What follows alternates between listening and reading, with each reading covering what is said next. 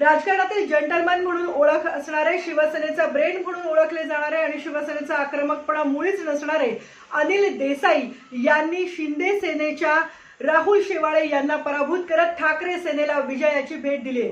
दक्षिण मध्य मुंबई मतदारसंघ हा अत्यंत प्रतिष्ठेचा मतदारसंघ आहे, कारण शिवसेना भवन याच परिसरात आहे, दादर या परिसरात आहे जिथे शिवसेनेचं वर्चस्व आहे आणि इथली लढाई ठाकरे गटाचे अनिल देसाई यांच्या विरुद्ध शिंदे गटाचे राहुल शेवाळे अशी होती। अनिल देसाई हे राजकारणातील राजनीतिज्ञ म्हणून ओळखले जातात।